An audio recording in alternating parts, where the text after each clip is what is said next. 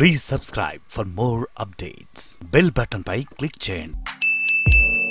పంజాబ్ విషయానికి వస్తే మొత్తం 13లో భారతీయ జనతా పార్టీ గతంలో 2, Indian national Congress 3, Aam Aadmi party 4, శిరోమణి అకాలీదళ్ 4 గెలుచుకున్నారు. ఈసారి ఎలా ఉండ అంటే ఒక రకమైన ఈక్వల్ షేరింగ్ మనకు దగ్గరగా కనిపిస్తోంది. ఇక్కడ ఎలా ఉండబోతుంది అంటే ఇది ఈక్వల్ షేర్ అని కూడా అనలేము. ఎందుకంటే ఆమ్ ఆద్మీ పార్టీ యూపీఏలో భాగం కాదు.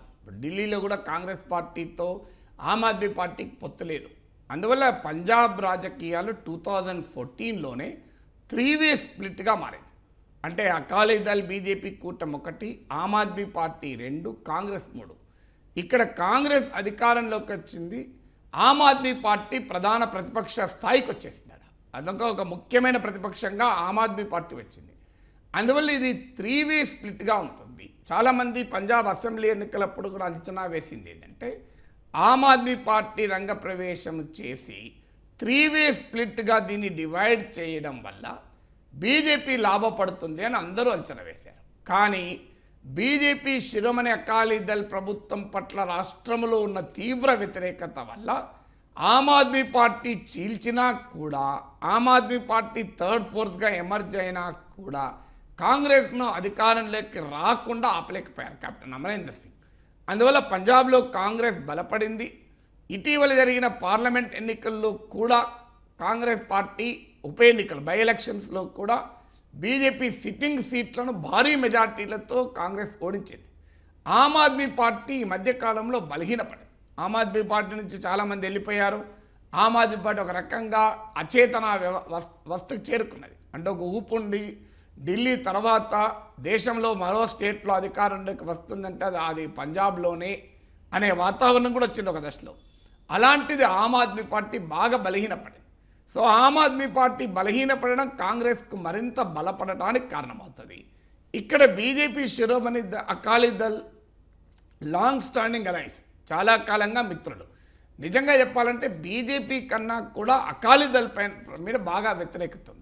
అఫ్కోర్స్ బీజేపీ సీట్లు తెచ్చుకోలేకపోయింది, అది అకాలీదళ్ కొన్ని సీట్లు తెచ్చుకోగలిగింది, అందులో డౌట్ లేదు. కానీ ప్రభుత్వం పట్ల వ్యతిరేకతలో అకాలీదళ్ పట్ల ప్రధానమైన వ్యతిరేకత అందులో. ఎందుకంటే పంజాబ్ అనేది ఒక డ్రగ్ మినేస్ ఉంది. డ్రగ్ మినేస్ అనేది ఒక ఇష్యూగా, ఎలక్టోరల్ ఇష్యూగా ఉన్న రాష్ట్రం పంజాబ్. చాలా ఆశ్చర్యం వేస్తుంది.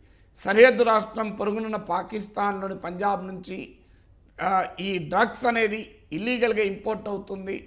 దీని మినేస్ వల్ల పెద్ద సమస్యగా ఉంది. ప్రకాష్ సింగ్ బాదల్ ప్రభుత్వం, అకాలీదళ్ ప్రభుత్వం దాన్ని కంట్రోల్ చేయలేకపోయింది అన్న తీవ్ర విమర్శ ఎదుర్కొంది. అందువల్ల అయినా కూడా అకాలీదళ్ని బీజేపీ వదులుకోలేదు. ఎందుకంటే అది లాంగ్ స్టాండింగ్ అలై, ఇష్టమున్నా లేకపోయినా అకాలీదళ్తో ఉండాలి. 2 కారణాల రీతి ఉండాలి. ఎందుకంటే అక్కడ ఇవాళ మిత్రపక్షం కాదు. 1977లో జనతా పార్టీ నాయకత్వంలో కేంద్రం అధికారంలోకి వచ్చినప్పుడు కూడా అకాలీదళ్ మిత్రపక్షం. సుర్జీత్ సింగ్ బర్నాలా వ్యవసాయ శాఖ మంత్రిగా ఉండే, ప్రకాష్ సింగ్ బాదల్ ఉండే, ఆయన తర్వాత పంజాబ్ ముఖ్యమంత్రి అయ్యాడు. సుర్జీత్ సింగ్ బాదల్ ఆ తర్వాత వ్యవసాయ మంత్రి అయ్యారు, తర్వాత మన ఆంధ్రప్రదేశ్ గవర్నర్గా కూడా పనిచేశారు. అందువల్ల అకాలీదళ్ బీజేపీల స్నేహం, బీజేపీ పుట్టక ముందు ఉన్నప్పటి నుంచి స్నేహం. అందులో పంజాబ్ రాజకీయాల్లో కాంగ్రెస్కు అకాలీదళ్కు మధ్య మొదటి నుంచి కూడా ఒక డివిజన్ ఉంది. ఇప్పుడు కాదు, ఏళ్ళ దశాబ్దాల తరబడి. ఎందుకంటే పంజాబీ రైతాంగానికి అకాలీదళ్ ప్రతినిధిగా, పంజాబీ ట్రేడర్ క్లాస్కు కాంగ్రెస్ ప్రతినిధిగా ఉంటూ వచ్చింది. అందువల్లే కాంగ్రెస్ పార్టీ ఆ తర్వాత ఆ స్థానాన్ని బీజేపీ ట్రేడర్ క్లాస్లోకి ఎమర్జ్ అయింది.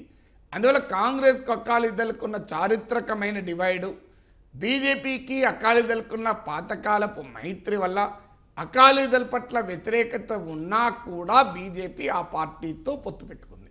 ఇంకొకటి ఏంటంటే వేరే మిత్రపక్షం కూడా లేదు. ఎందుకంటే ఆమ్ ఆద్మీ పార్టీ బీజేపీతో కలవడానికి సిద్ధంగా లేదు. పంజాబ్లో కాంగ్రెస్ పార్టీ అధికారంలో ఉంది. బీజేపీకి మరో మార్గం కూడా లేదు అకాలీదళ్తో సహజీవనం చేయకుండా. అందువల్ల అకాలీదళ్తో సహజీవనం చేస్తుంది.